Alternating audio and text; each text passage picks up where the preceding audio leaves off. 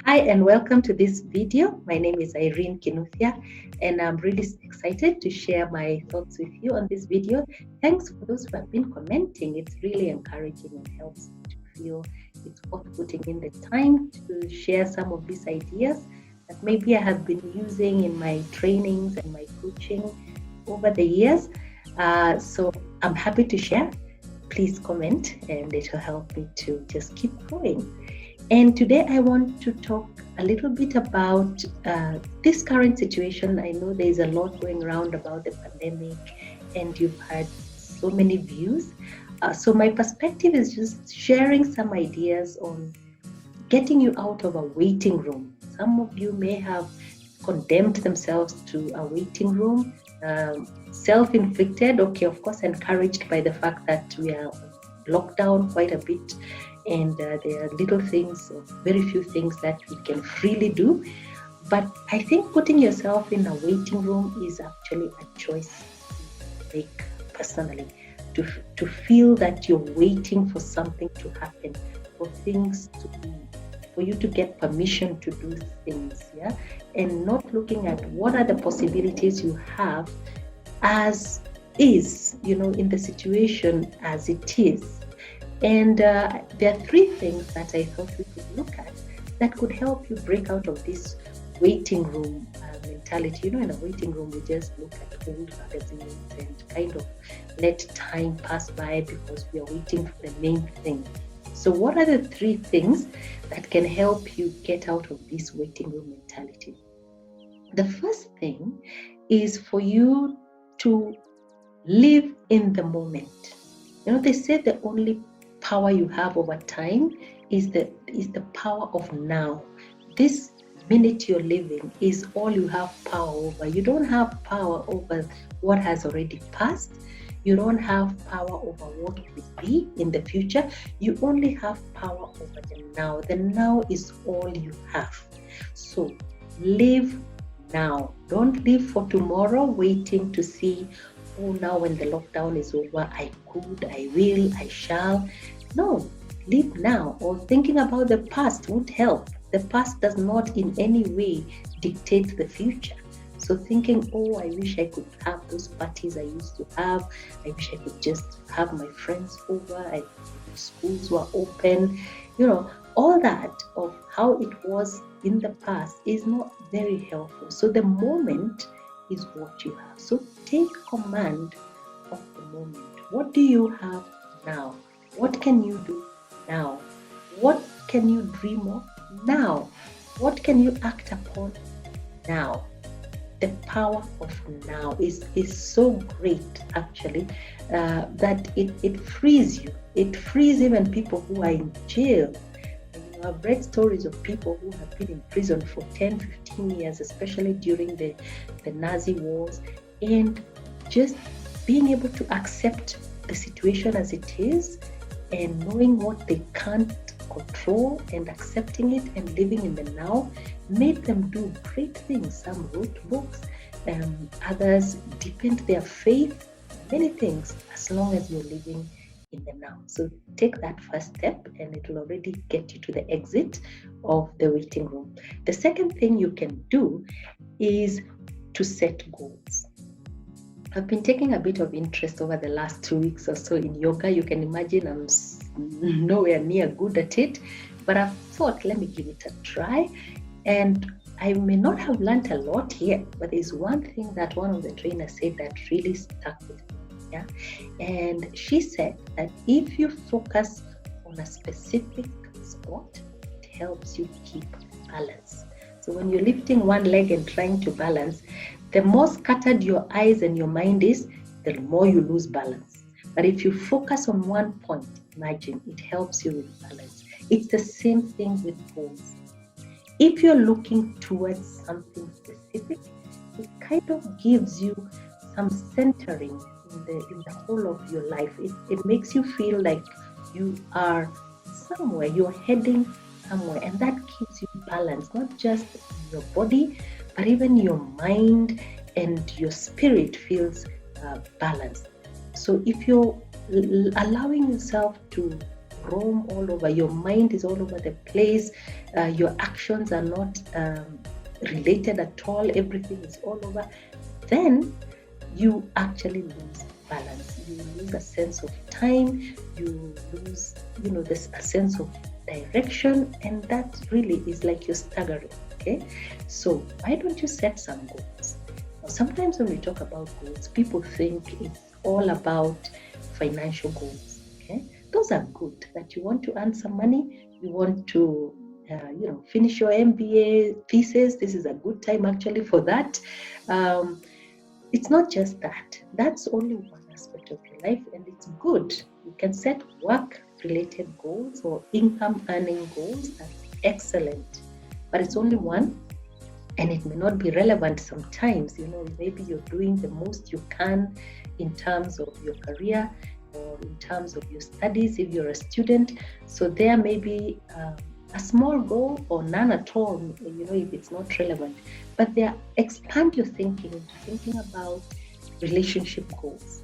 For example, maybe you'd want to deepen your friendships. You can weed out your friendships, the ones that you feel honestly are not going anywhere. People only call you for money or I don't know what. And you can begin to weed out those and deepen your good relationships. Think about, what can I do this month to deepen my relationships, maybe with my spouse if I am married, maybe with my children if I have children, maybe with my siblings, maybe with my friends. What can I do? Maybe I can be deliberate about calling my mother every week or twice a week, and really having listening more to them. Or maybe I can think about holding more Zoom meetings or whatever it is with my friend who lives far away or who now we can't meet. You can set relationship goals. You can even say, I will make dinner if you live within the family. I can make better dinner for my family 3 times a week. And not just looking at those cookery videos, but actually making those dishes and improving your culinary skills or the setup on the table, and just setting those relationship goals. The other goals you could set are personal growth goals. Okay? Having a growth or learning mindset is one of the biggest assets you can have for yourself. Always wanting to learn, and not only to learn something that is useful for work or useful to make a bit of money, but sometimes just for you, just to grow. So it could be learning, I don't know, personally it's yoga that I've taken up, but I see people using even some of the money they would have been used to commuting, putting it together and getting maybe a keyboard or a guitar and starting to learn that guitar or learn how to play that piano. It could be courses that I see even on platforms like Udemy, Coursera, interesting things that you could take up and give yourself a goal to master a certain level by the end of the month or in 3 months, so you're working towards something. So please set those goals, keep your eyes focused on something so that you don't lose balance. And the third thing that can help you exit this waiting room is to have some sort of a routine. Okay, I know nowadays sometimes people are saying that there are only 3 days in a week: yesterday, today, and tomorrow. Because beyond that, you can't even keep track. Yeah, and that could be true. Your mind could be trapped in feeling that you can't think beyond those 3 days.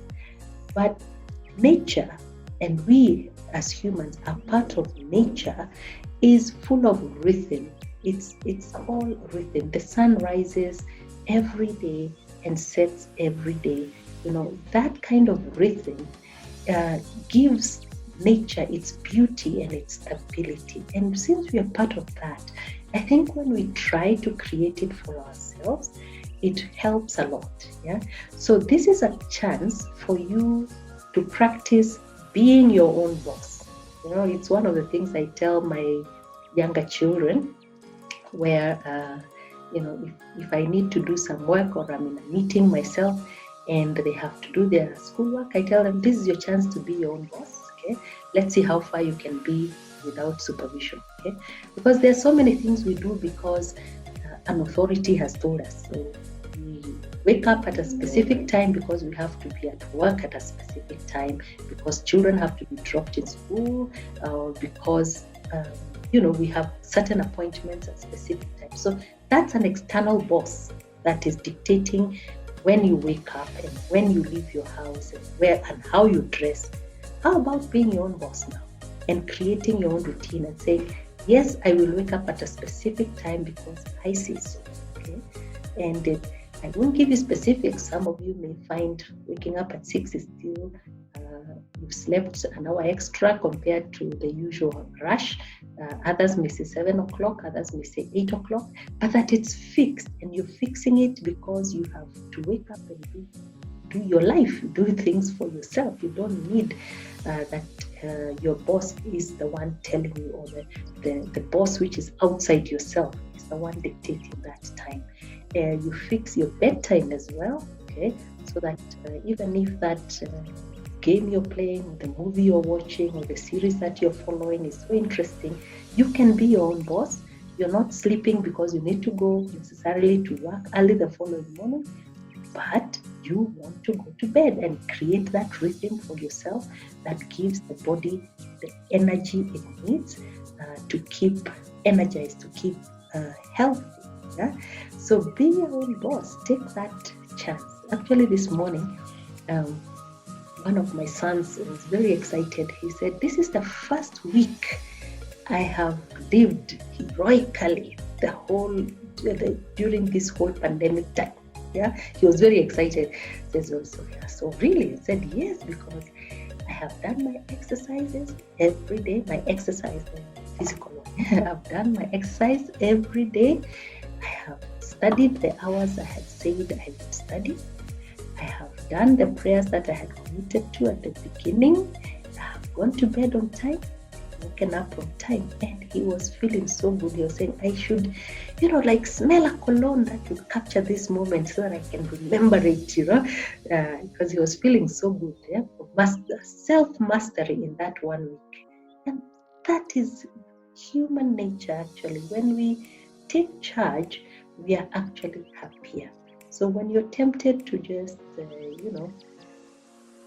watch that series for, hours on end, it's okay once in a while. I'm not all stuck about not doing a few of those things from time to time, but that you do have control over your day, and you have set a certain rhythm that helps you to feel that your life is actually moving. You're not stuck in a waiting room. So I hope those tips have helped for you to think about breaking out of the waiting room, not hoping for tomorrow things will be different, listening to the news to hear when the things are going to open. Yes, we'll follow all that. But in the meantime, we are living in the now. This is the time I have, and I'm going to make use of it. First, by living now. Second, by focusing on a goal or 2 or 3. And thirdly, by being my own boss and creating a schedule that works for me, that gives structure to my day. So thank you so much for taking time to watch this video. Leave your comments below so that I can follow how this is helping you, and your insights will also help somebody else who will read the comments. So thank you so much for watching. Bye for now.